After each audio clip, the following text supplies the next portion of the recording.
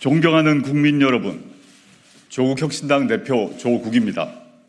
저는 오늘 제7공화국으로 진입하기 위한 10번째 헌법 개정을 촉구하기 위해 이 자리에 섰습니다. 국민 여러분과 의원님들께 우리의 미래를 향한 담대한 여정을 제안합니다. 헌법은 나라가 돌아가는 근본 원칙입니다. 국민의 삶은 이 안에서 이루어집니다. 현 세대와 미래 세대의 가치와 지향을 담고 있습니다. 그래서 대단히 중요한 규범입니다. 현행 제6공화국 헌법은 국민들께서 길고 긴 투쟁 끝에 1987년 피 맺힌 60항쟁을 통해 일궈낸 것입니다. 영화 변호인, 남영동, 1987 등을 상기해 보십시오. 그런 투쟁과 희생으로 만들어진 현행 헌법의 요체는 두 가지입니다. 독재 종식과 대통령 직선, 그리고 자유권 보장입니다. 37년 한 세대가 훌쩍 지났습니다. 다른 선진국가에서 200년에 걸쳐 벌어질 일이 그새 우리나라에서 재현되었습니다. 중진국이던 대한민국은 선진국 문턱에 서 있습니다. 국제통화기금 외환위기, 2차례의 남북 정상회담, 1차례의 대통령 탄핵, 5차례의 평화적 정권 교체가 이루어졌습니다. 정부 부재에 의한 사회적 참사가 잇따랐습니다. 국민은 이제 국가란 무엇인가? 국가의 존재 이유를 묻습니다. 권력이 군림하는 게 아니라 봉사해야 한다는 당연한 요구를 하고 있습니다. 겨우 연명할 정도가 아니라 사람답게 잘 살 수 있도록 국가가 보장해야 한다고 말씀하십니다. 이는 국가가 베푸는 시혜가 아니라 국민의 기본적 권리이어야 합니다. 이에 저는 22대 국회에 개헌특별위원회를 설치하자고 제안합니다. 개헌특위에서는 제7공화국 헌법을 논의하게 될 것입니다. 조국혁신당은 개헌안에 담고 싶은 것도 많고 준비도 충분히 했습니다. 그러나 조국혁신당은 오늘 제7공화국 개헌에 반드시 담아야 할 최소한의 개정사항 7가지를 다음과 같이 제시합니다. 첫째, 부마민주항쟁, 5.18 민주화운동, 60 민주항쟁을 헌법 전문에 수록합니다. 현행 헌법 전문은 3.1운동으로 건립된 대한민국 임시정부의 법통과 불의에 항거한 4.19 민주 이념을 계승한다고 되어 있습니다. 이에 더하여 부마, 5.18, 60 정신의 계승을 헌법에 수록하는 일은 지극히 당연한 일입니다. 이들 운동과 항쟁은 정치적으로는 물론 법률적으로도 복권되어 국민의 마음에 뿌리 내린 바 있습니다. 7공화국 헌법 전문에 유구한 역사와 전통에 빛나는 우리 대한국민은 3.1운동으로 건립된 대한민국 임시정부의 법통과 불의에 항거한 4.19 혁명, 부마민주항쟁과 5.18 민주화운동, 60 항쟁의 민주 이념을 계승하고 라고 새겨야 합니다. 두 번째, 수도는 법률로 정한다는 조항을 신설합니다. 현행 헌법에는 수도 규정이 없습니다. 그러자 서울이 대한민국 수도인 것은 관습헌법이라고 헌법재판소가 결정했습니다. 이 때문에 지방 분권과 자치 발전을 위해 수도를 이전하려는 노력이 좌절됐습니다. 현재 지방 공동화를 넘어 지방 소멸 위기론이 나오는 지경입니다. 헌법에 새 규정을 넣어 법률로 이를 정하면 수도를 온전히 이전할 수 있게 됩니다.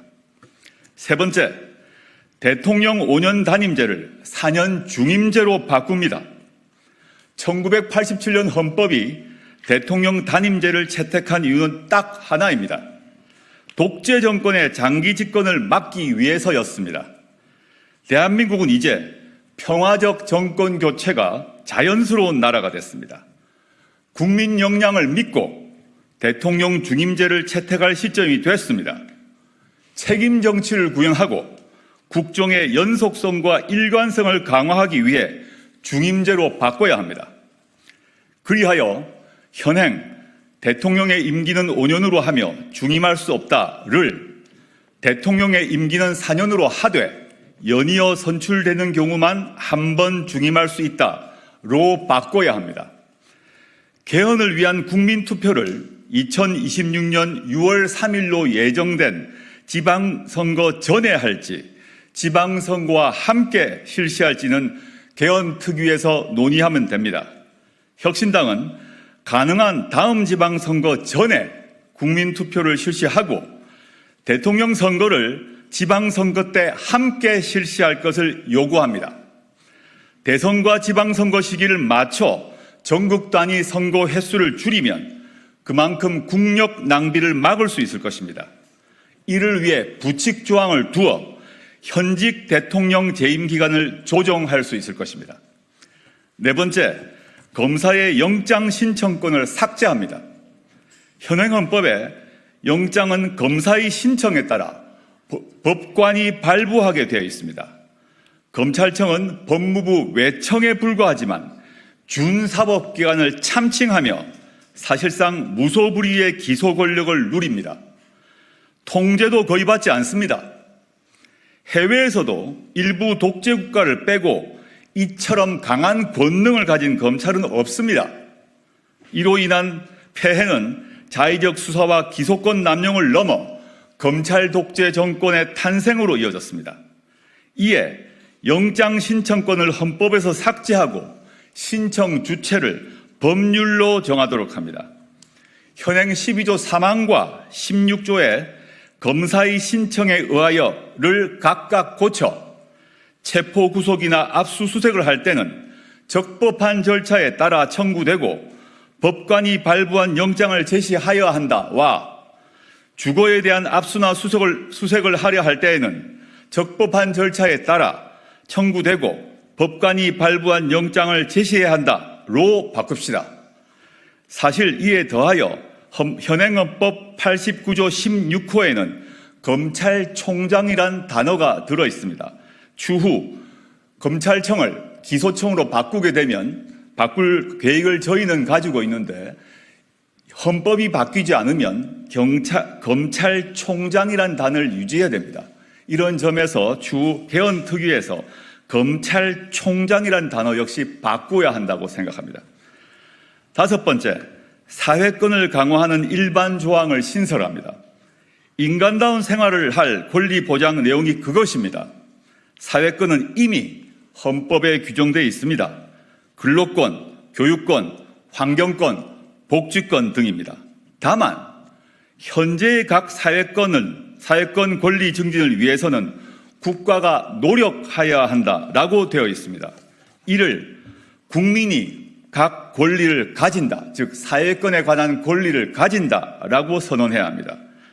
지금처럼 최저 한계 보장이 아니라 인간 존엄성이 보장되면서 삶의 질을 유지할 수 있는 권리를 국가가 적극 보장토록 하는 것입니다. 이에 모든 국민은 장애, 질병, 노령, 실업, 빈곤 등 다양한 사회적 위험으로부터 벗어나 적정한 삶의 질을 유지할 수 있도록 사회 보장을 받을 권리를 가진다. 모든 국민은 임신, 출산, 양육과 관련하여 국가의 지원을 받을 권리를 가진다. 모든 국민은 쾌적하고 안정적인 주거 생활을 할 권리를 가진다 등의 조항을 신설합니다. 추후 기후환경 문제에서도 추가되어야 될 것이라고 믿습니다. 민생이 선진되는 나라에서 국민이 누릴 사회권을 헌법에 명기하자는 것이 저희의 요청입니다. 여섯 번째, 동일가치 노동, 동일수준 임금을 명문화합니다. 고용 형태, 인종, 종교, 성별 등의 관계없이 동일 직업에 종수하는 노동자에게는 동일 임금 수준을 적용하고 노동의 양에 따라 임금을 지급해야 한다는 인식은 이미 국제적으로 인정되고 있습니다. 국가는 동일한 가치의 노동에 대해서는 동일한 수준의 임금이 지급되도록 노력해야 한다라고 헌법에 써놓아야 합니다. 일곱 번째, 토지 공개념을 강화합니다. 경제 질서와 관련해 불평등과 불공정을 고치기 위해서입니다. 부동산이 투기의 대상이 되었고 부의 대물림이 강화되고 있습니다. 청년들은 집 문제로 좌절합니다. 결혼을 포기해야 할 처지입니다. 그대로 둘 수 없습니다. 국가는 토지의 공공성과 합리적 사용을 위하여 필요한 경우에 한하여 특별한 제한을 하거나 의무를 부과할 수 있다라고 토지 공개념의 내용을 헌법에 분명히 할 필요가 있습니다. 지난 한 세대 동안 대한민국과 대한국민의 역량은 넉넉히 입증되었습니다. 현행 헌법보다 국민의 권리를 더 인정하고 국가가 국민을 더 지원하도록 규율하는 헌법을 가질 자격이 충분합니다. 이에 더해 현재가 아닌 미래 세대를 위해서 우리가 나아갈 방향에 대해 밝혀야 합니다. 그러기 위해서 우리의 정치적 상상력을 최대치까지 뻗어보자고 요청합니다. 왜 안 되는지가 아니라 왜 해야 하는지를 논의합시다. 국민의 요구사항은 더 다양합니다. 잘 알고 있습니다. 향후 논의 과정에서 넣거나 빠질 것입니다. 저는 정치권과 국민이 참여하는 열띤 논의를 통해 결정될 것이라고 믿습니다. 우리 헌법 1조 2항은 대한민국의 주권은 국민에게 있고 모든 권력은 국민으로부터 나온다라고 되어 있기 때문입니다. 22대 국회가 열리면 국회와 국민 모두 개헌을 논의합시다. 감사합니다.